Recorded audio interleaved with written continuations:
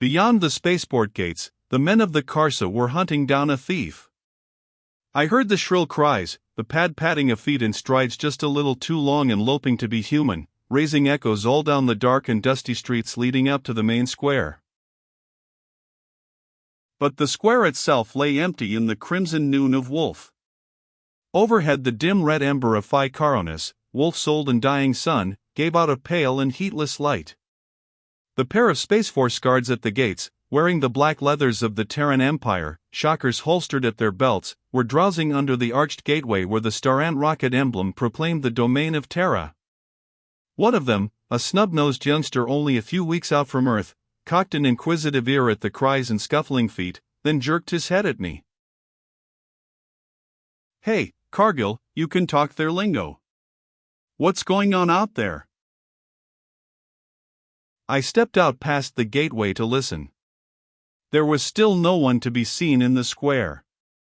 It lay white and windswept, a barricade of emptiness, to one side the spaceport and the white skyscraper of the Terran headquarters, and at the other side, the clutter of low buildings, the street shrine, the little spaceport cafe smelling of coffee and Jocko, and the dark opening mouths of streets that rambled down into the Karsa, the old town, the native quarter.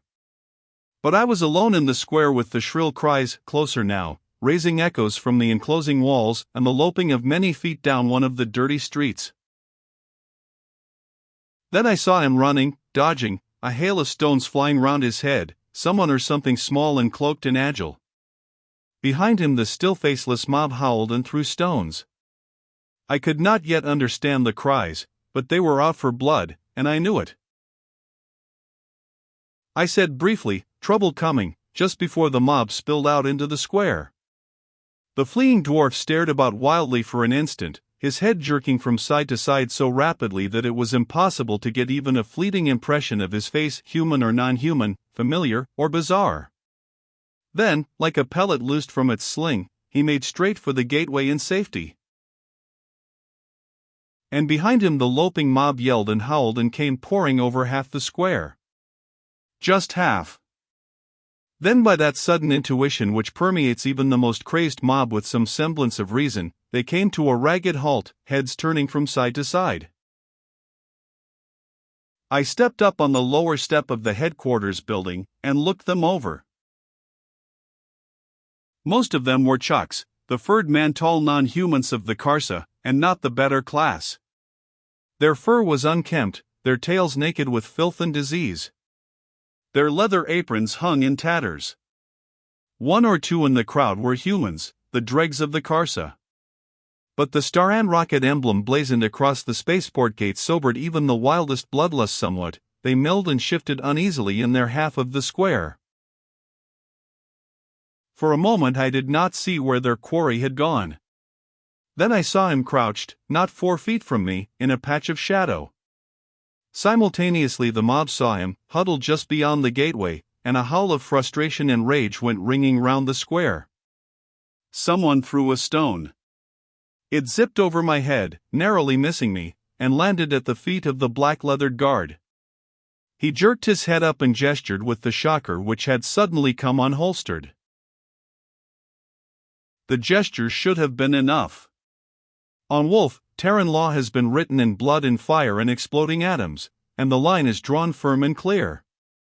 The men of Space Force do not interfere in the old town, or in any of the native cities. But when violence steps over the threshold, passing the blazon of the star and rocket, punishment is swift and terrible.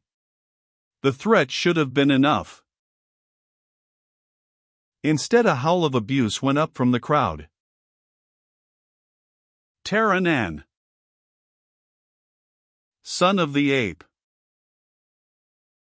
The Space Force guards were shoulder to shoulder behind me now. The snub-nosed kid, looking slightly pale, called out, "Get inside the gates, Cargill. If I have to shoot." The older man motioned him to silence. "Wait. Cargill," he called. I nodded to show that I heard. "You talk their lingo. Tell them to haul off. Damned if I want to shoot." I stepped down and walked into the open square, across the crumbled white stones, toward the ragged mob.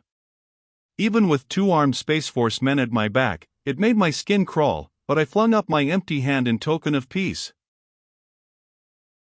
"Take your mob out of the square," I shouted in the jargon of the Karsa. "This territory is held in compact of peace.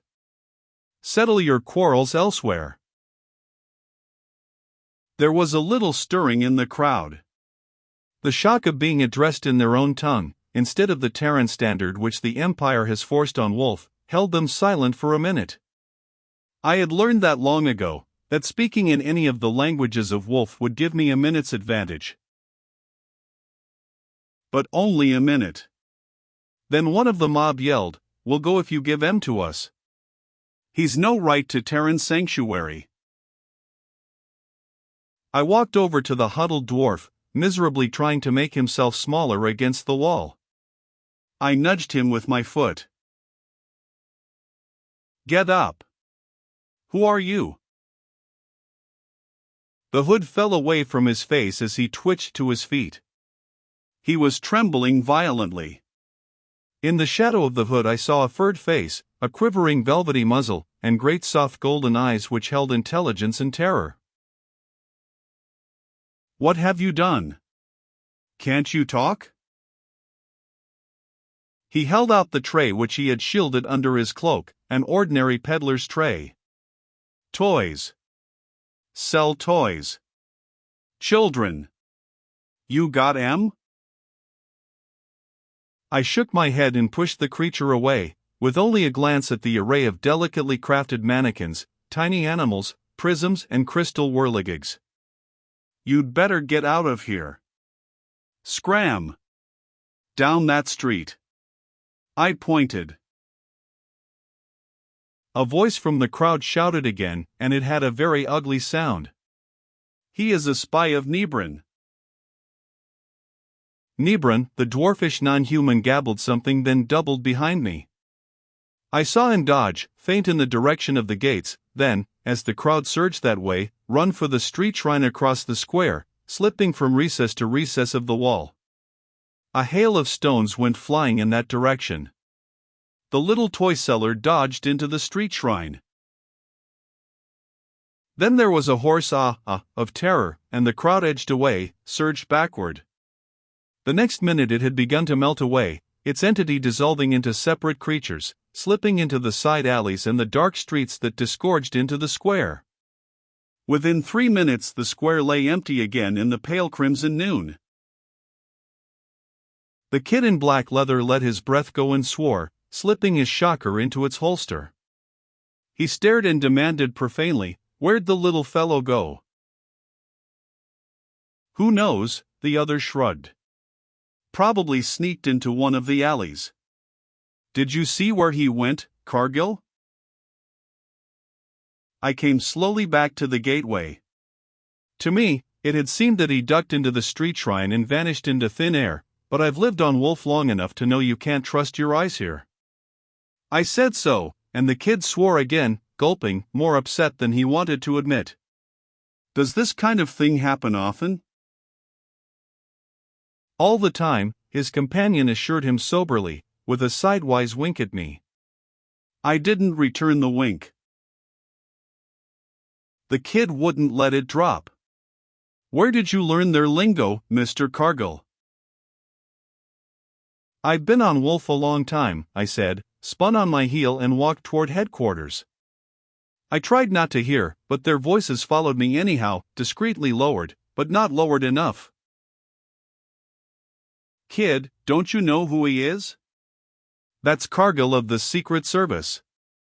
6 years ago he was the best man in intelligence." Before, the voice lowered another decibel, and then there was the kid's voice asking, shaken, "But what the hell happened to his face?"